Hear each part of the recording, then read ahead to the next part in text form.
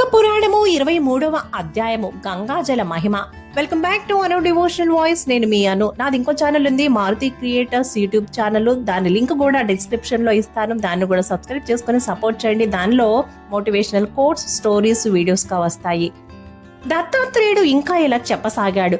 ఓ భూపాల, కార్తవీర్యార్జున, నీకు శివుని గురించి, శివ మహత్యమును గురించి తెలిపిదను, వినుము అని ఇలా చెప్పుచున్నారు. రాజా, ప్రతి కార్యానికి ముందు శివుణ్ణి పూజించి ప్రారంభించడం శ్రేయస్కరం. పూర్వము త్రేతాయుగంలో కూడా శ్రీరామచంద్రమూర్తి రావణాసుని చంపుటకై సముద్రంపై వారధిని నిర్మింపచేసి అచ్చట ఒక శివలింగమును ప్రతిష్ఠించి దానికి పూజలు చేసి శివుని ధ్యానించిన తరువాత తన కార్యంపై పోయి రావణాసుని వధించగలిగాడు.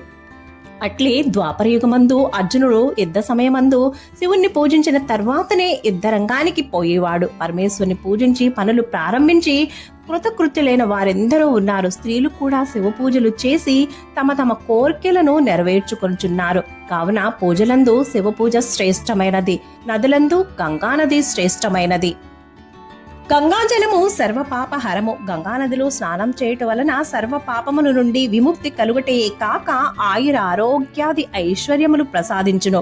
గంగాజలం సర్వరోగ నివారిణి. పవిత్ర గంగానదిలో స్నానం చేసినచో మోక్ష సిద్ధి కలుగును.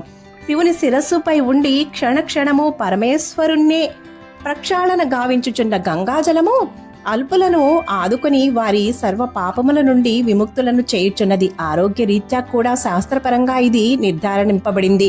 ఏ నీళ్లైనా సరే గంగా గంగా గంగా అని 3 సార్లు అనుకుని శిరస్సుపై చల్లుకుంటే ఆ నీరు కూడా గంగా జలముతో సమానమగును.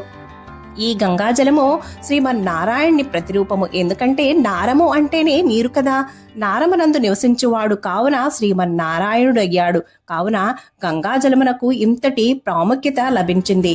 మాఘపురాణము 23వ అధ్యాయము సమాప్తము. సర్వేజన సుఖినో భవంతు. శుభం. Thank you for watching. Please like, share, comment on my video. Please subscribe my channel.